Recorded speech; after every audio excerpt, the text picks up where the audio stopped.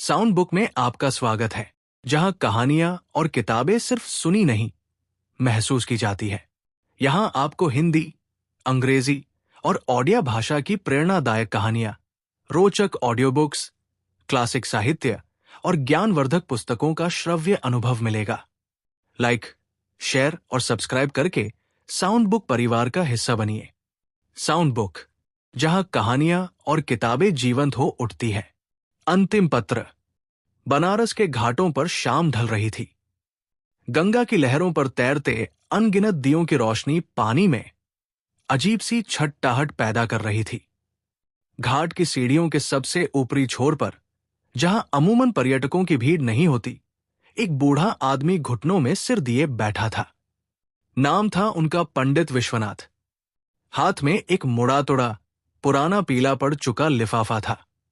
आंखें पथरा सी गई थी, मानो आंसुओं का सारा पानी सूख चुका हो। लेकिन उस सूखेपन में भी एक गहरी कसक साफ दिखाई दे रही थी। विश्वनाथ जी का एक ही बेटा था, आलोक। वो आलोक जिसके पैदा होने पर विश्वनाथ जी ने पूरे मोहल्ले में पेड़े बांटे थे और कहा था, ये सिर्फ मेरा बेटा नहीं, बुढ़ापे की लाठी है। आलोक पढ़ने में अव्वल था। उसकी आंखों में बड़े शहर के बड़े सपने थे। जब उसका चयन दिल्ली की एक नामी कंपनी में हुआ, तो विश्वनाथ जी की छाती गर्व से चौड़ी हो गई थी। पत्नी गायत्री के जाने के बाद विश्वनाथ जी ने अकेले ही ट्यूशन पढ़ा बढ़ाकर आलोक को पाला था। शुरुआत में आलोक हर हफ्ते चिट्ठी लिखता था।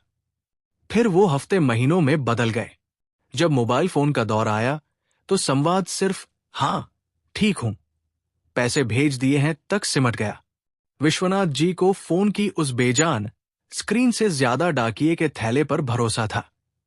उन्हें लगता था कि जो जज्बात कागज पर उतरते हैं, वे स्क्रीन पर कभी नहीं दिख सकते। गली के लोग उन्हें देखकर हंसते थे। कोई कहता, शास्त्री जी, अब इस कलयुग में कौन खत लिखता है? बेटा बड़ा आदमी बन गया है, उसके पास फुर्सत कहा। विश्वनाथ जी कुछ नहीं कहते, बस एक फीकी सी मुस्कान बिखेर देते। एक सुबह सचमुच डाकिया आया। हाथ में सफेद लिफाफा था। विश्वनाथ जी का दिल जोर से धड़क उठा। कांपते हाथों से उन्होंने लिफाफा खोला। आलोक की लिखावट थी, बाबूजी, मुझे क्षमा कर दीजिएगा। मैं जिंदगी की इस अंधी दौड़ में इतना मसरूफ हो गया कि आपकी तन्हाई को कभी समझ ही नहीं पाया। आपने मुझे उंगली पकड़कर चलना सिखाया था, लेकिन जब मैं दौड़ने लगा तो पीछे मुड़कर देखना ही भूल गया। मां के जाने के बाद आपने अकेले कैसे दिन काटे, ये मैं अब समझ पा रहा हूं। मैं अगले हफ्ते हमेशा के लिए बनारस लौट रहा हूं। अब दिल्ली नहीं जाना, बस आपके पास रहना है। वो खत पढ़ते ही विश्वनाथ जी के गालों पर खुशी के आंसू बह निकले। उन्होंने तुरंत पूरा घर साफ किया। आलोक का पुराना कमरा सजाया, उसकी बचपन की तस्वीरें पोंछी। घर सालों बाद दोबारा जिंदा हो उठा था। लेकिन नियति की कहानी कुछ और ही थी। जिस दिन आलोक को आना था, बनारस हाईवे पर उसकी गाड़ी का भयानक एक्सीडेंट हो गया। खबर मिलते ही विश्वनाथ जी बदवास हालत में अस्पताल भागे। आईसीयू के बेड पर सफेद चादर के बीच लिपटे आलोक को देखकर उनका कलेजा मुंह को आ गया। आलोक की सांसें उखड़ रही थी। शरीर पर अनगिनत पट्टियां थी। विश्वनाथ जी ने कांपते हुए उसका हाथ अपने हाथों में ले लिया।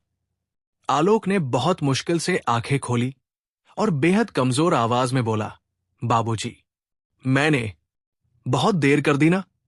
विश्वनाथ जी ने उसके माथे को चूमा और रुंधे गले से मुस्कुराकर कहा, नहीं मेरे बच्चे, औलाद कभी भी बाप के पास आने में देर नहीं करती। तू आ गया ना, बस मेरे लिए यही बहुत है। आलोक की आंखों के कोरों से आंसू ढुलक गए। उसने आखिरी बार कहा, बाबूजी, क्या आप मुझे इस लापरवाही के लिए माफ कर पाएंगे? विश्वनाथ जी ने नम आंखों से कहा, जो बाप अपने बच्चे की पहली गलती, उसका पहला कदम लड़खड़ाने पर माफ कर देता है, क्या वो उसकी आखिरी भूल माफ नहीं करेगा? आलोक के चेहरे पर एक असीम शांति की मुस्कान उभरी और उसने हमेशा के लिए आंखें मूंद ली। इस हादसे को बीते 3 साल हो चुके थे। विश्वनाथ जी आज भी उसी घाट पर बैठते हैं, आलोक के जाने के बाद जब वे घर लौटे थे तो उन्हें आलोक के सामान से एक डायरी मिली थी जिसमें उसने अपने दिल की बातें लिखी थी। वो कोई चिट्ठी नहीं थी, बल्कि आलोक का खुद से किया गया पश्चाताप था। विश्वनाथ जी ने उस पुराने लिफाफे को चूमा और गंगा की लहरों को देखते हुए बुदबुदाए, लोग कहते हैं तू चला गया आलोक, पर तू तो मेरे पास ही है। तूने मुझे सिखा दिया कि इस दुनिया में रिश्तों से बड़ा कोई खेल नहीं। घाट की घंटियां बजने लगी थी, आरती शुरू हो चुकी थी। विश्वनाथ जी खड़े हुए, अपने कुर्ते की जेब में उस अंतिम पत्र को सहज कर रखा और अंधकार से भरी गलियों की तरफ चल दिए, इस एहसास के साथ कि भले ही जिंदगी ने सब कुछ छीन लिया हो, लेकिन आखिरी पलों का वो माफीनामा उनके जीने का एकमात्र सहारा बन गया था।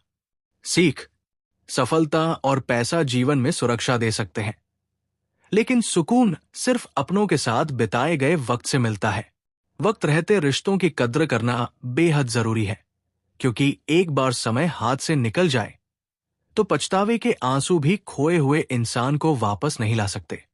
अगर इस कहानी अंतिम पत्र ने आपके दिल को छुआ हो तो एक पल निकालकर अपने माता पिता और अपनों को याद कीजिए। रिश्ते समय मांगते हैं, क्योंकि बीता हुआ वक्त कभी लौटकर नहीं आता। ऐसी ही दिल को छू लेने वाली कहानियां सुनने के लिए साउंड बुक को लाइक, शेयर और सब्सक्राइब करना न भूलें।